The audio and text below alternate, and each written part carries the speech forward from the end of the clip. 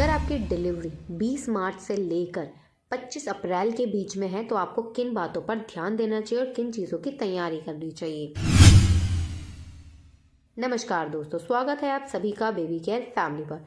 Delivery से पहले एक महिला को किन चीज़ों की तैयारी करनी चाहिए, कौन सी ऐसी चीज़ें हैं जो नहीं करनी है और कौन सी ऐसी चीज़ें हैं जो उन्हें ज़रूर करनी चाहिए। आइए अपनी वीडियो को हम फटाफट से शुरू करते हैं। नंबर 1, आपने अपना और अपने बेबी के लिए डिलीवरी बैग ज़रूर रेडी करके रखना चाहिए। मार्च से अप्रैल का जो महीना होता है वो चेंज मौसम होता है, यानी कि ज़्यादा ठंड भी नहीं होती और ज़्यादा गर्मी भी नहीं होती। तो आपको अपने बच्चे के लिए कॉटन का कपड़ा रखना है, जो सबसे पहला बेबी की स्किन को टच करे वो कॉटन होना चाहिए। उसके बाद आप हल्के से वूलन के कपड़े ज़रूर रखिए, क्योंकि बच्चे को शुरुआत में ढक कर ही रखा जाता है, कवर करके ही रखा जाता है। साथ ही बच्चे के लिए फुली कवर्ड कपड़े आपको रखने हैं। इसी के साथ जब अपने लिए आप कपड़े रखें, अगर गर्मी पड़ जाएगी या गर्मी होने लगेगी तो आपको कॉटन के कपड़ों से, यानी कॉटन की कैप रखनी पड़ेगी, कॉटन के आपको शॉल या आपको सॉक्स रखने होंगे और अपने आप को भी फुल्ली कवर्ड करना होगा। जब एक महिला भी अच्छे से कवर्ड रहती है तो उससे बच्चा भी प्रोटेक्ट रहता है, क्योंकि अगर डिलीवरी के बाद माँ को दिक्कत होती है, ठंड लगती है, तो उसका असर बच्चे तक पहुँचता है, क्योंकि बच्चे को जो स्तनपान के ज़रिए मिल्क मिलता है उसमें ये सारी चीज़ें बच्चे तक पहुँचती हैं। इसी के साथ अपने लिए आप मैटरनिटी पैड्स रख सकते हैं, क्योंकि डिलीवरी के बाद बहुत हैवी ब्लीडिंग होती है। और अपने बेबी के लिए अगर आप चाहें तो डायपर्स रख सकते हैं। अगर आप डायपर नहीं रखना चाहते तो आप कॉटन की लंगोट रख सकते हैं। नंबर 2, बेबी के आने से पहले बच्चे के बारे में चीज़ें जानिए।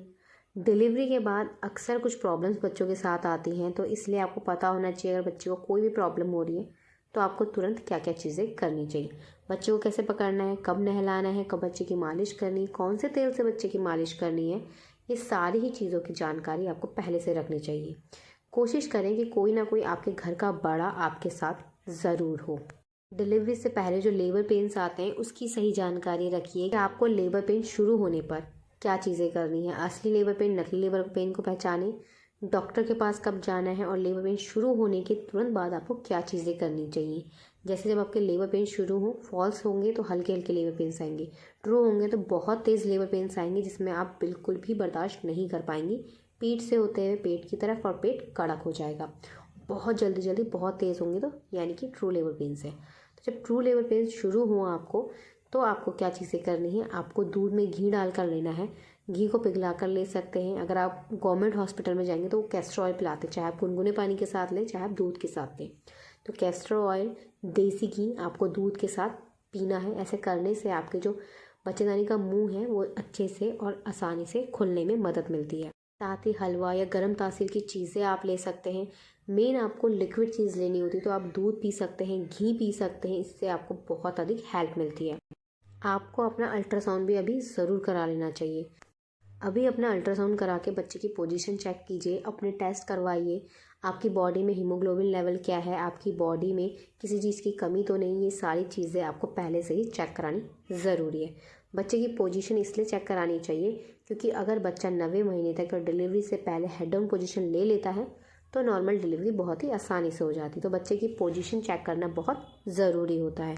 साथ ही आपको घर के बहुत भारी भारी काम नहीं करने हैं।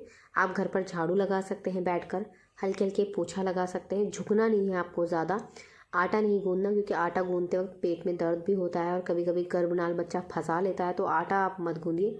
सब्जी आप कट कर सकते हैं, सब्जी बना सकते हैं। बहुत अधिक देर तक खड़े नहीं रहना या बहुत अधिक देर तक बैठे नहीं रहना। बहुत ज़्यादा कपड़े मत धोइए और कोई भारी सामान इधर से उधर मत लेके जाइए। सीढ़ियों पे ज़्यादा मत चलिए। वॉक ज़रूर कीजिए, आप योगा कीजिए, एक्सरसाइज कीजिए, मगर भारी काम आपको नहीं करने हैं। इसी के साथ आप अपनी डाइट में ड्राई फ्रूट से शामिल कीजिए। खजूर, छुआरे, बादाम, काजू, किशमिश, इन सबको अपनी डाइट में शामिल कीजिए।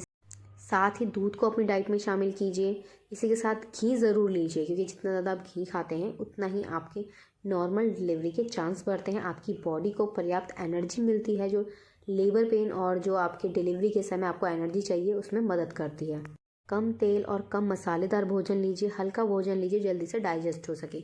लास्ट टाइम पे कॉन्स्टिपेशन, लूज मोशन या गैस की बहुत अधिक प्रॉब्लम होती है, इसलिए हल्का भोजन लीजिए, जल्दी से डाइजेस्ट हो सके। पेट भरकर मत खाइए, कम खाइए और हर 2 या 1 घंटे में कुछ ना कुछ ज़रूर खाइए। बाहर का unhealthy processed food, fast food भी आपको अवॉइड करना चाहिए। साथ ही ठंडी तासीर की चीज़ें भी आपको अब नहीं लेनी चाहिए। डिलीवरी के बारे में सोच कर आपको डरना नहीं है, घबराना नहीं है, अपने आप को शांत रखना है, अपने आप को बिज़ी रखना है। चाहे आप उसे बच्चे की जानकारियों में बिज़ी रखिए, बच्चे के साथ बातें कीजिए, क्योंकि जब बच्चा बाहर आ जाएगा तो प्रेगनेंसी का वो समय भी आप ज़रूर मिस करेंगे। इसीलिए आपको अपने बच्चे के साथ बातें करनी चाहिए, बुक्स पढ़नी चाहिए, बच्चे को अच्छी अच्छी चीज़ें बोलनी चाहिए, अच्छी अच्छी बातें बच्चे के साथ करनी चाहिए। आप एक चीज़ ज़रूर देखेंगे, जब बच्चा बाहर आता है तो बच्चा आपकी वॉइस पर रिएक्ट करता है, क्योंकि गर्भावस्था के दौरान जितना अधिक एक माँ अपने बच्चे के साथ बातें करती है उतना ही बच्चा और माँ आपस में कनेक्ट रहते हैं। तो जब बच्चा बाहर आ जाता है तो वो माँ की आवाज़ पर रिएक्ट ज़रूर करता है। परेशान नहीं होना, जितना ज़्यादा हो सके उतना खुश रहना है। नॉर्मल डिलीवरी हो इसके बारे में बहुत अधिक टेंशन नहीं लेनी है, अपने बच्चे के बारे में सोचना है। नॉर्मल हो या सिजेरियन हो, आपको सिर्फ खुश रहना है। जितना अगर आप खुश रहते हैं उतना नॉर्मल डिलीवरी के चांस बढ़ते हैं, मगर अपने दिमाग में लेके नहीं बैठना है कि हाँ नॉर्मल ही करनी है, नॉर्मल ही करनी है। नॉर्मल डिलीवरी हो इसके लिए एक महिला का शांत रहना बहुत ज़रूरी है। जितना ज़्यादा शांत होंगे उतना ही आपकी नॉर्मल डिलीवरी के चांस अच्छे होते हैं और नॉर्मल डिलीवरी अच्छे से हो पाती है। तो आपको किसी भी चीज़ के बारे में ज़्यादा टेंशन नहीं लेनी है। इससे जुड़े कोई भी सवाल या सुझाव हो तो कमेंट करके ज़रूर लिखिएगा। अगर आप हमें फेसबुक पर देख रहे हैं तो प्लीज़ हमें फॉलो ज़रूर कीजिएगा। अगर आप हमें यूट्यूब पे देख रहे हैं तो हमें सब्सक्राइब कर बेल आइकन ज़रूर प्रेस कीजिएगा। आशा करते हैं हमारी ये वीडियो आपको पसंद ज़रूर आई होगी, तो प्लीज़ इस वीडियो को लाइक कर अपने दोस्तों के साथ शेयर ज़रूर कीजिएगा। हमारी वीडियो को पूरा देखने के लिए आप सभी का धन्यवाद। मिलते हैं आपसे नेक्स्ट वीडियो में, तब तक के लिए अपना ध्यान रखिएगा। धन्यवाद, नमस्कार।